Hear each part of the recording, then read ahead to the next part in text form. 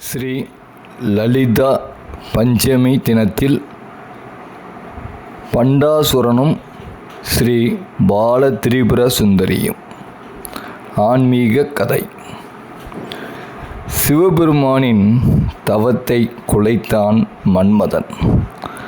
சிவபெருமான் தன் நெற்றிக்கண்ணை திறக்க எரிந்து சாம்பலானான் மன்மதன்.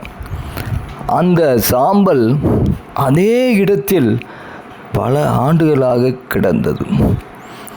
ஒரு முறை அந்த இடத்தில் விளையாடி கொண்டிருந்த பிள்ளையார் அந்த சாம்பலை பிசைந்து ஒரு உருவமாக ஆக்கினார். பின் அதை தன் தந்தையிடம் கொண்டு சென்று, அப்பா, நான் செய்த இந்த பொம்மைக்கு உயிர் கொடுங்களேன் என்று கேட்டார். பொம்மைக்கும் உயிர் வந்தது. பிள்ளையார் அந்த பொம்மையை கைலாயத்திலேயே விட்டுவிட்டார். கணேசனின் கைகளால் உருவாகி ஈசனின் கைகளால் உயிர் பெற்ற பொம்மை அல்லவா? அதுவும் கைலாயத்திலே இருந்ததால் அதன் மனதில் தவம் செய்ய வேண்டும் என்ற உந்துதல் ஏற்பட்டது. அந்த சாம்பல் பொம்மை தவம் செய்ய ஆரம்பித்தது. அதை பார்த்த பிரம்மா பண்ட பண்ட என்று சொன்னார். பண்ட என்றால் நல்லது என்று பொருள்.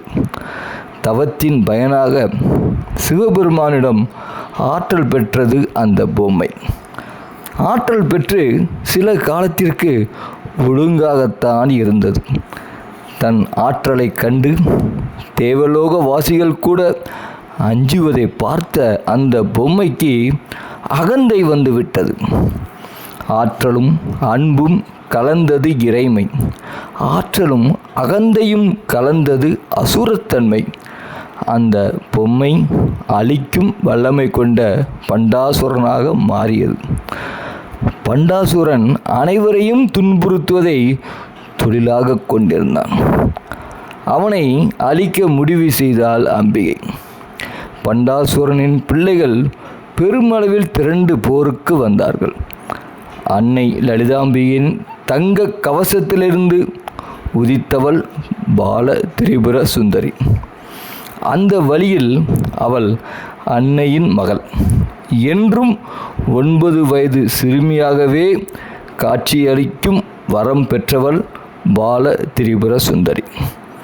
அசப்பில் பார்க்க அவள் தாய் லலிதாம்பிகையைப் போலவே காட்சியளித்தாள்.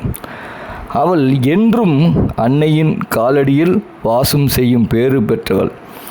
அன்னையின் 4வது கண் என்று அடியவரால் போற்றப்படுபவள். பண்டாசுரனும் அவனது மகன்களும் செய்யும் அட்டூழியங்களைக் கண்டு கொதித்து எழுந்தாள் பாலா.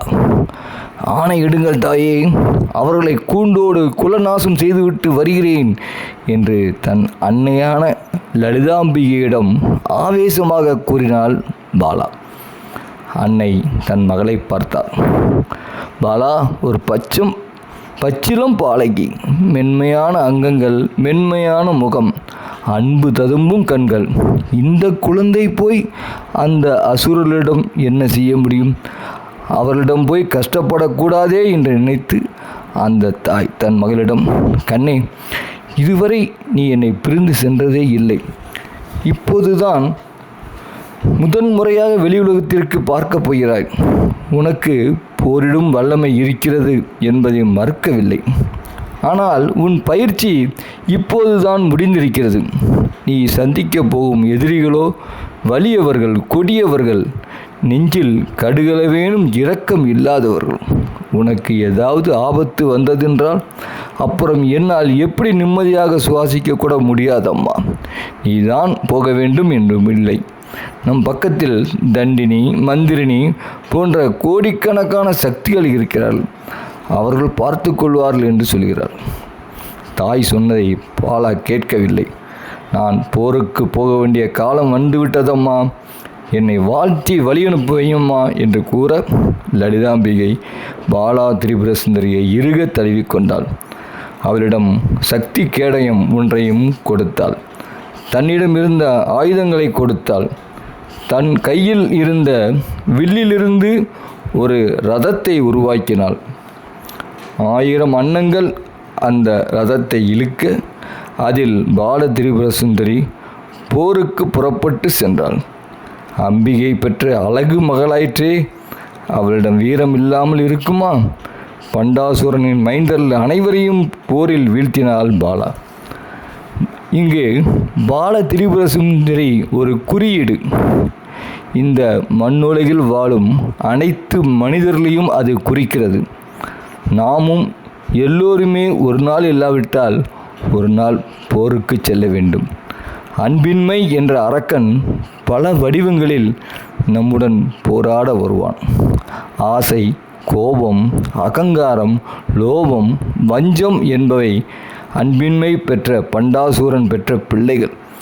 அவர்களுடன் போராடுவதற்காக அன்னை தன் கவசத்தையும் அந்த தாய் தன் கவசத்தையும் ஆயுதங்களையும் தருகிறாள். கவசம் என்பது அவளை பற்றிய நினைவு. அதாவது உங்களுக்கு மேல் ஒரு சக்தி இருக்கிறது என்ற உணர்வு. அன்புதான் அவள் கொடுக்கும் ஆயுதம். நாம் போருக்கு செல்ல தேர் தருகிறாள் அந்த தாய். அந்த தேர்தான் நம் அறிவு. அதை இழுத்துச் செல்லும் அன்னங்கள் நம் அறிவை வழிப்படுத்த அவள் அனுப்பி வைத்த ஆசிரியர்கள் என்பதை உணர்வோம். ஓம் சக்தி, ஓம் சக்தி.